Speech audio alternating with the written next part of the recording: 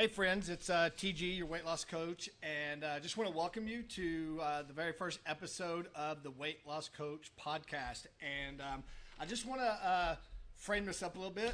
You may be asking, what do we need with another Weight Loss Coach podcast? And I'll tell you why. Is after doing a lot of research for several months, we've looked around, and nothing wrong with the other podcasts out there. But what they're doing, in my opinion, is working on the mechanics of weight loss, which is what the weight loss industry pretty much sells. And what I mean by the mechanics is the actual eating plan and the workout and then the weight loss. And you may say, well, that's what it's about. It is, but it isn't. And, there's several opportunities out there, several options and plans for you to buy this amazing new program with an amazing new workout. And yes, they all help you to lose weight. The thing that no one's addressing is how do you keep it off? And that's what we're about. For 3 decades, I've been a weight loss coach, helping people lose weight and keep it off. And so what this podcast is going to be about is learning to work from the inside out. Now, professionally speaking, it's not the sexiest approach around. It's not exciting. It's not shiny. It's not instant and all those things that we're accustomed to. But we have found in our coaching that a lot of people, and it's not a lot, it's almost everyone's indoctrinated to believe that's the way you do it. Indoctrination is like a religion. The weight loss industry has done an amazing job at telling you this is how it works. We're going to give you this cool new eating plan. It can be keto, it can be Atkins, lately the shot.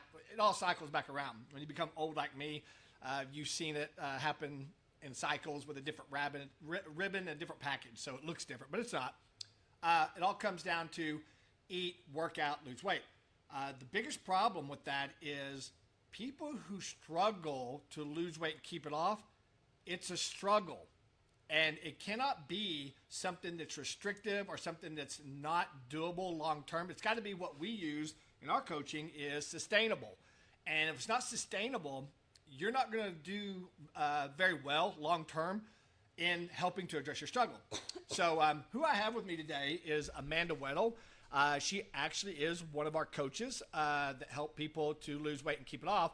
And I thought, what better way to start off the podcast? We're having her as the guest, if you want to call it. She actually, again, is one of our weight loss coaches. But the cool thing about Amanda is Amanda was once in the shoes that most of you are. She was that female, is still that female, struggled to lose weight and keep it off. She's probably tried everything out there. So Amanda, I'll let you just kind of take over here. At what age did you realize you were struggling with your weight and you needed to start doing something about it? Sure.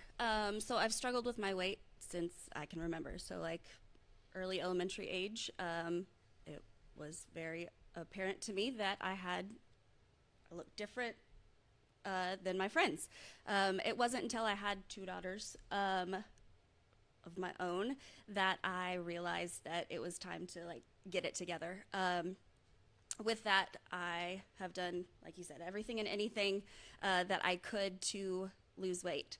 And I lost weight, and I gained it, and I lost it, and I gained it. At my heaviest, I was about 220 pounds, and I was sick. My body hurt. I couldn't move. I couldn't play with my girls.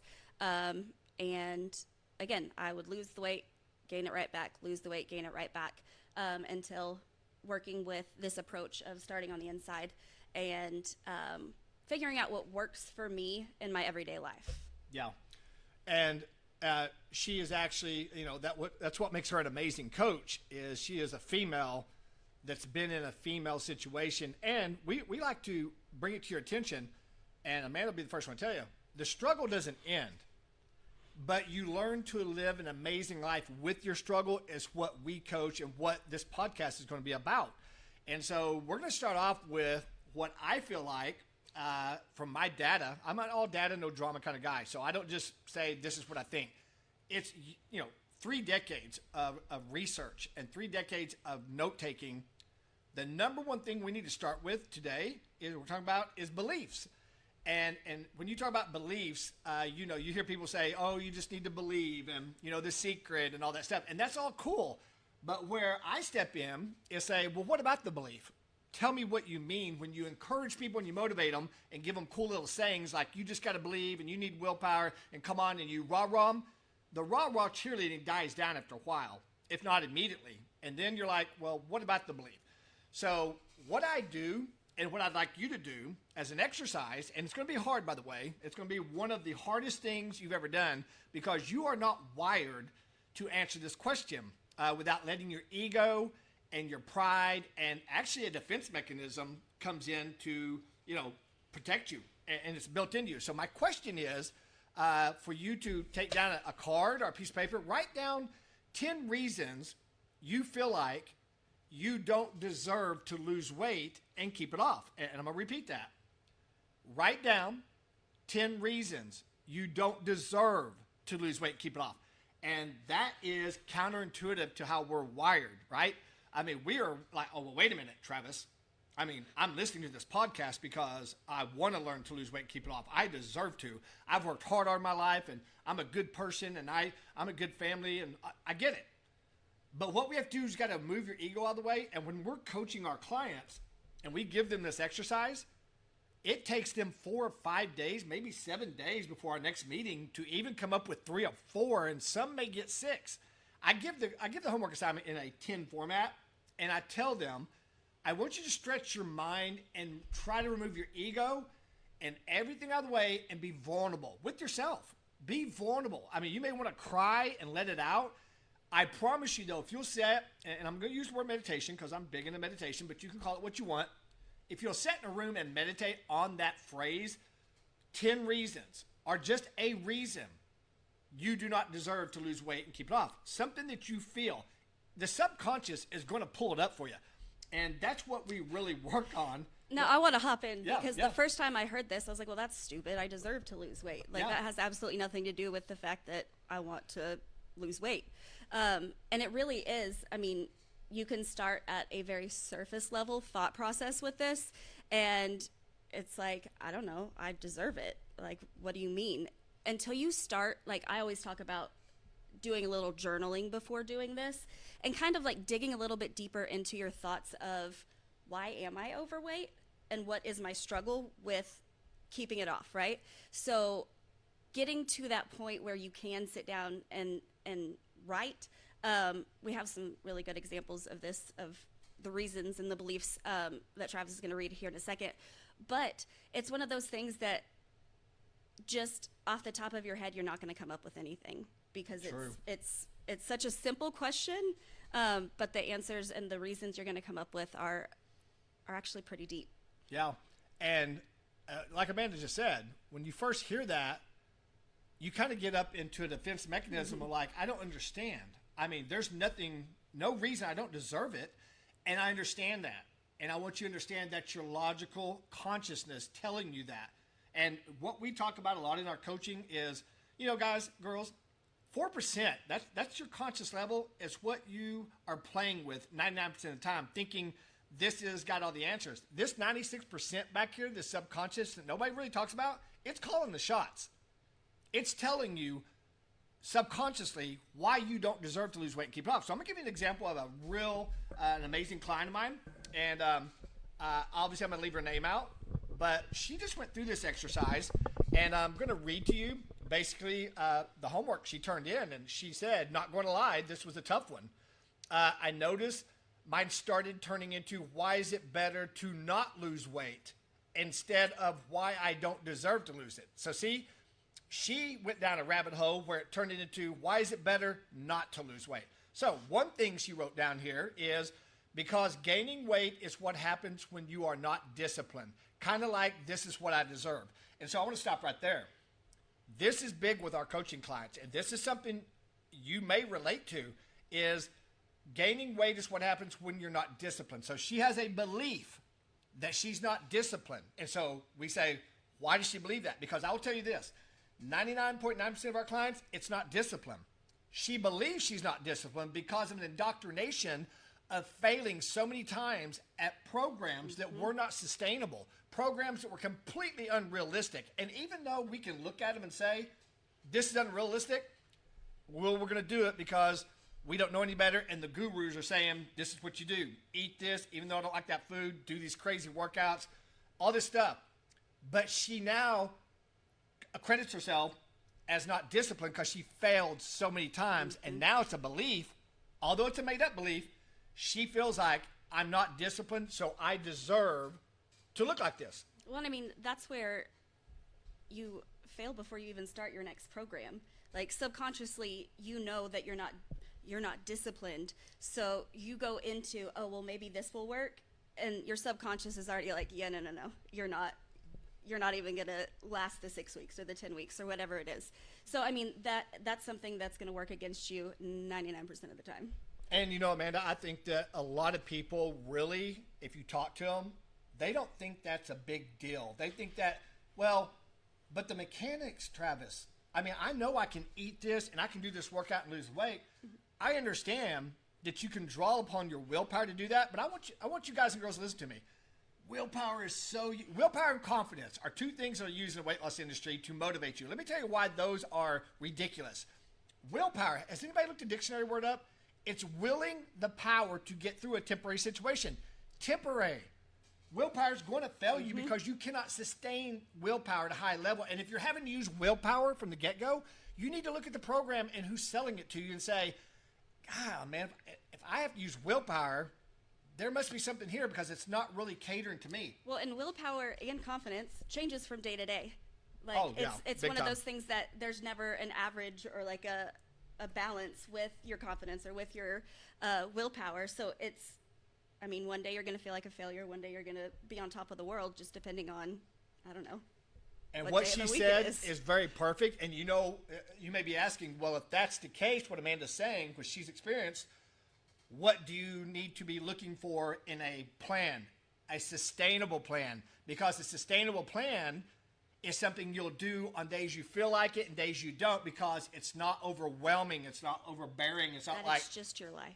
Yes, it becomes your life. You're like, hey, I don't feel like it today, but I can do this. Yeah. But if it's out of control and willpower is needed, the days you don't feel like it, you won't. What is it called? I throw in the towel. Yep. Or if life comes at you and an obstacle or a problem comes up that you want to, what do we do? Well, I blew it. Might as well throw in the towel and not do it. It's because it was never sustainable. Confidence. You know what kills me about confidence? You failed so many times. Where are they expecting you to get confidence? On what? To fail again? You need confidence this time. Why? Because I said so. Yeah, but I failed so many times. How do you build it? Huh? How do you build it? How do you build it? I quit having confidence back in my 20s. Or when I was 18, I did 40 of these things, and I don't know. I'm just, you know. So don't use those words in any kind of approach. Back to the belief. Without going into too much detail, what we actually coach to is a big session on how all beliefs are made up. And I want you to go down the rabbit hole with this later and think about this. An example I always use is, why is this called a pen? I always ask my clients in big, large groups, like, what is this? They'll say a pen. Why is it called a pen? Because it writes. I'll say, well, that's what it does. Well, it has ink in it. Well, that's what's in it. I even offer up $1,000 if somebody can tell me, why is this called a pen? Long story short, if you go back, and we have done the research on this, on a lot of stuff, all things were made up at one time. Somebody just said, hey, we're going to call this a pen. Everybody said, sounds good. It's now called a pen. The greatest thing to do is, if you have kids or around kids, ask them why it's called a pen. Like, they don't have the logic that we have. No, they haven't been told over and over and over and over again what belief they should have about something, and they just stare at you and they're like, I don't know, someone told me that's what it was. Yes. I mean, ask them anything. That's exactly what they'll tell you. That's what they said. And you know, and we've got into ruffling some feathers before. I'm not talking about good religions and bad, but I think we found out there's 450 organized religions. Organized. I know there's more. But they all have a different belief. And based on how you were brought up in your household with indoctrinating from your parents saying this is what you should believe in, you believed it. Now, I'm not going into what's right or wrong here. I'm just saying, if you look around your room, everything is a made-up belief. What's it got to do with anything, Travis? Because the belief she has that she's not disciplined is made up. So what we work on is we need to change that belief. If all beliefs are made up, let's believe some good stuff. I always get people that call me out in the audience and go, You've convinced me that all beliefs I have are made up, but you said we need to replace them with good beliefs that, it isn't about discipline, blah, blah. But in that a belief also, it is. But if I'm going to believe some stuff about myself, Amanda, Might as well be the greatest. I'm going to believe the good Right. stuff, all right? And that takes neurological programming to get you to go in that direction. And we have to show sustainable approach that you're like, I see now where I didn't need discipline like I thought. So another one she says is, because I am ashamed, I need help to become healthy. I feel See? like the weight loss industry is great with and you talk about this all the time. This is how you're going to lose your weight. This is how you're going to be healthy. This is how you're going to look a certain way, get your six pack, and then take your ankles right out from underneath you. That it's just you're destined to fail. Right. With shame and guilt, and it's one of the only industries that you can fail, and it's never the product's fault. It's always the person. Yeah. Think about how many times you failed at a program that had a money-back guarantee when it comes to weight loss. You don't ever ask for your money back. But if you had a vacuum cleaner you bought the other day from a store, and 2 days later it burned up, you'd be back up there asking for your money back. They make you feel like you're the reason it failed. So that comes to this. I'm now ashamed. I need help to become healthy. Ego gets in the way, shame gets in the way, and then you're scared to ask for help. Another one she says is, because I don't want the disappointment of gaining the weight back again. This is huge. I talk to my clients all the time about, if you don't think all the times you have failed isn't a major roadblock holding you back from doing it again, especially when you get older, you're highly mistaken. I think my middle-aged clients and older come to me and say, I can't lose it like I used to. And it must be because I'm older, because everybody says metabolism slows down. Farthest from the truth. They have failed so many times, exactly what she said here. I don't want the disappointment of gaining the weight back again. In your mind, your subconscious is saying, hey, Amanda, man, we don't want to do this again. That hurts. It feels good to lose it. You get all the paparazzi praise, but then when you lose it, it's painful and it hurts. And it's easier just to stay back here and blend in where everyone in society says I belong, including myself. And I don't want to be disappointed, and I don't want the pain of hurt again. So then the resistance comes when you're trying to do it again. You're like, what's stopping me now? What is going on? Enough of that. That subconscious, 96% back there, gang, is going to call the shots. But I mean, that's how the weight loss industry keeps you in the loop. And you've heard of diet cycles and all of the different crazy names of keeping you engaged and involved in weight loss. And we have tons of statistics about anytime you do a crash diet or a fad diet or something that is going to be a quick fix weight loss program, you're more than likely going to gain 5% more than what you lost. So you're gonna, if it was 15 pounds, you're gonna lose the 15 pounds, you're gonna gain it back plus 5% more. So every time you do one of those quick fixes, it's gonna turn right back into a higher weight. Yeah, always. And I'm sure everyone listening right now can relate to, man, once I cave or I give in, I gain the weight back plus 5 extra pounds. My favorite is go back to real life. Yeah, right. Go back to real life. So what I want to leave you with is something that I want you to think about. And it's huge, mainly with women, that it is more so than men, is women feel like they don't believe they deserve to invest in themselves physically, mentally, or financially to get healthy and better. You're wired from birth. You're just wired to be a caretaker, to put everyone else first and sacrifice yourself because you feel selfish, guilty. This is, I shouldn't spend money on myself. Mom shame. Everyone else, right? But that only happens until it doesn't happen anymore. You wake up one day and all of a sudden you get I had a lady the other day. She woke up, took care of all her kids, got them off to college, burned her put her on the back burner. Now she's pre-diabetic, high cholesterol, and she's in a bad place because she wanted to put everybody first. You need to turn that mentality around, people, especially women. If you put yourself first, you're not hurting anybody, nor neglecting your duties as a mom or a husband or a wife or whatever you want to call it. You are making yourself better, and the ripple effect is shown immediately that you're a better mom, you're a better wife, you're better at your job because you did put yourself first. But it's kind of hard to turn that around because you are born to put everybody else first. And basically, you have a problem like if you have a problem, like I get real sick, I go to the doctor. He says, "Oh my gosh, we need $3,000 to get you." Man, you come up with that $3,000 just like that because you're sick and you're in pain. The problem with this society is women and men. We wait for that emergency situation. Yes, you're not in enough pain right now. Right. Yeah. Right. You're not in enough pain right now. You're like, I'm overweight. I'm breathing hard. I don't sleep good, but I'll take care of it because you're not in immediate pain. And I'm going to tell you, you don't want to wait to get into immediate pain because then you're pre-diabetic and all the things that go with that. So we would like to also tell you any comments, mainly if you want us to talk on a certain topic moving forward. We set up an email address just for this podcast, and it's called weightlosscoach@travisgarza.com. weightlosscoach@travisgarza.com.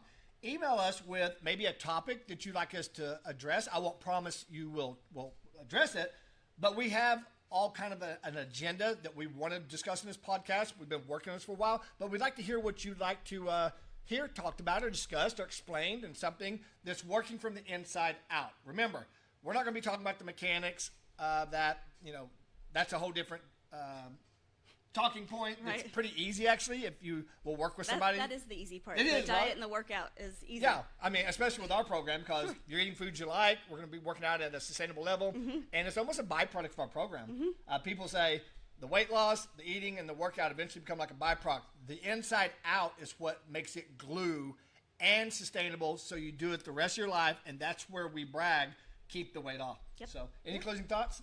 No, I'm just super excited that we get to do this, have these conversations. Yeah. Just looking forward to the next one. Yeah, we've been looking forward to doing this for a while. We feel like there's a need for a podcast, weight loss, but working from the inside out. So, hey, gang, love you guys. We look forward to next Wednesday, 12 noon, every week, Wednesday at 12 noon. And this will be rebroadcasted on all of your favorite podcast. favorite podcasts. What are those Platforms. called? Platforms. There you go. Yeah. So, hey, love you guys, and have an amazing rest of your week.